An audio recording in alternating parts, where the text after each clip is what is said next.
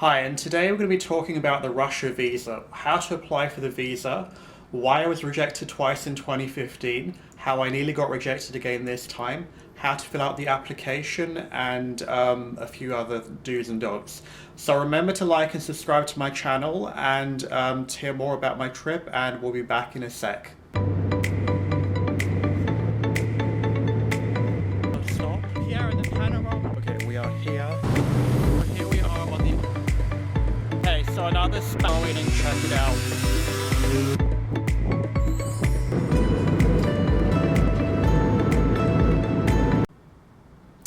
Hi, we're back. We're just talking about the Russia visa today, trying to get this shot. So, how to apply for the visa. Just a bit of an introduction for those of you that haven't seen my channel before. I'm a blogger. I've been to about 70 countries. I lived in Korea for 3 years. I was blogging for the Ministry of Culture and Tourism. I've been to 11 Soviet republics, 5 times Yugoslavia. I've done biking trips and stuff like that. So check out my blog in the links below. I went to Russia for the first time in 2015 and I was rejected twice for the visa. Russia is one of the most difficult places I found, along with China, Iran and Uzbekistan. China and Uzbekistan, they've relaxed it a bit. Russia is still a bit of a pain. So after my trip in 2015, I really put it off for a long time. And now it's time for me to go back again. So I'm just going to walk you through my experience and the reasons why I was rejected, and how to fill out the application and avoid some of the pitfalls and traps.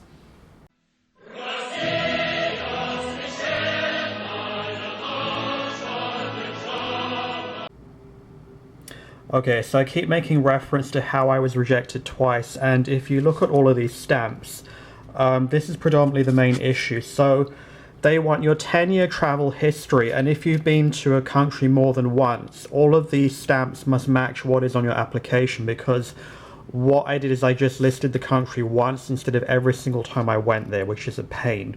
But that's essentially it for the first reason why I was rejected.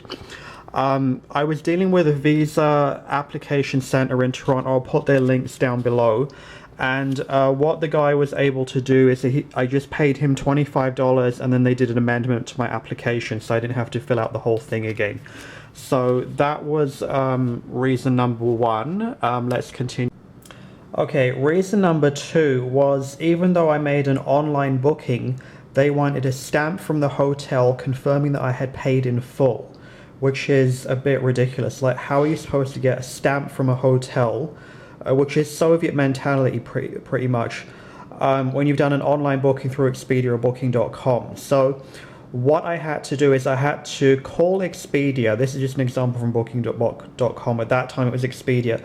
I had to call Expedia, tell them to charge my credit card, wait for the charge to show up on my credit card, and then do a print confirmation of my credit card and take it back to the visa application center to show them that I had paid in full for the hotel. I have no idea how I'm supposed to get a stamp from the hotel, so that's how I was able to get around it that time. And then after that, if they rejected me one more time after rejecting me twice, I wouldn't have gone, but luckily they accepted my application and I got my visa. So let's just walk you through the process now for this time. So let's go through the list. Confirmation of admission as of a foreign tourist, and tourist voucher. So a letter of invitation from an approved travel agency authorized by the Federal Agency for Tourism. Number two, a current passport, which should be valid for 6 months. Number three, photocopy of your passport identity page. One color photograph taken within 6 months. Visa application form, payment, and introductory letter. So I had to write up a little blah blah just explaining who I am, why I'm going to Russia, just saying that I'm employed full-time, what my job is, that I'm paying for my own trip, that I intend to leave Russia, blah blah blah. Okay, so that was fine. So let's just go through these one by one. So you need a letter of invitation. So there is a website that you can pay $25 online and they will give you a dummy letter of invitation, and you just pick a hotel from a list of hotels. However, that's what I did in 2015, and maybe that's why the embassy started questioning, because maybe they know about this website. So this time I'm dealing with a travel agent in Russia. He's going to be taking me around for 6 days doing a tour of the Golden Ring, north of Moscow. So he arranged the letter of invitation for me. So as you see here, it mentions the same things again. Introductory letter, passport, photocopy, photos, medical insurance. I'll get to that in a sec. Okay. So as you see here, it has the official stamp to show that this is an approved letter of invitation. The same here on this one here. One is the letter of invitation, one is a confirmation, I don't know. But yeah, get those with the official stamps. Then there's a photocopy of my passport page. Oh, the other thing I did, okay, so this is why I was rejected. So this 10-year history is where I got held up on the first time.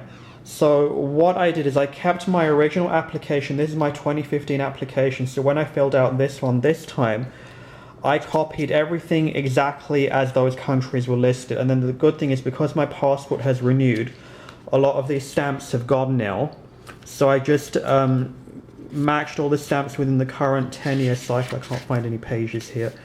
But yeah, I just made sure the stamps match this time.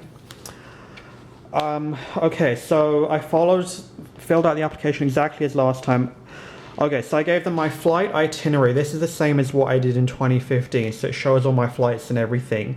Because I was flying into Kazan and then flying out from Moscow, I showed my hotel reservation in Kazan, and then I showed my train ticket to go from Kazan to Moscow. And I made a dummy reservation for a hostel in Moscow as well, because we're going to be doing the Golden Ring tour for 6 days and we don't know the names of all the places that I'm going to stay. So I just made a dummy reservation.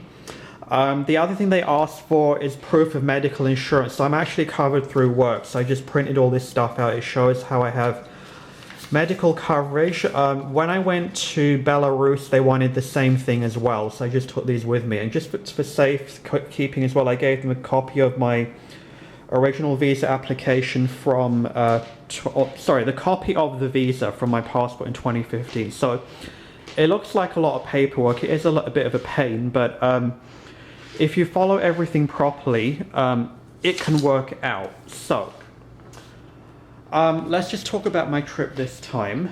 Okay, let's just come back to where we started and talk about my trip. So my first trip in 2015, I went into St. Petersburg. I took the train across to Helsinki, the ferry to Tallinn, and then Riga, Vilnius. So that was in 2015. But again, after that whole visa thing back then, like, it kind of put me off wanting to go back again. So I've been doing a lot of the other Soviet republics. I've done Uzbekistan, Kazakhstan, Georgia, Armenia, Azerbaijan. You can see the Caucasus blogs on my channel. Ukraine and Belarus in 2017. So I'm kind of running out of this ex-Soviet countries, and you know, there's a lot of flavor from Russia in these other countries as well, so I wanted to go back for a while now. So in this trip, I'm going to, as I mentioned, I'm flying into Kazan, and then I'll take the sleeper train across to Moscow, but I'll do a stop in Nizhny Novgorod. I keep saying that name wrong. Then I'm going to be in Moscow for a day. I'll do the Kremlin and the metro and everything. Then we're doing the Golden Ring tour. I'm going to be doing north of Moscow, so Vladimir, Suzdal, Sergei Pozad, Yaroslavl, Ivanovo, Kostroma. So there'll be a whole blog series on that. Okay, so just to add to the visa process, so when I went through that visa application center in Toronto, they told me 20 business days, but they actually did it in 11 business days. So it was done ahead of time. But again, give yourself that 20-day room. And maybe it was easier for me this time because I applied in 2015, so they have my information on file now. So maybe it's just a bit tougher the first time you apply. Again, I don't know. So yeah, remember to subscribe to my channel for the upcoming videos for my blog series from Kazan, Moscow, and the Golden Ring. Check out some of my other videos. I hope this was useful to you. So remember to subscribe, leave your comments down below, and thanks for watching, and continue watching as well for future adventures if I learn how to talk. Alright, thank you again. Bye.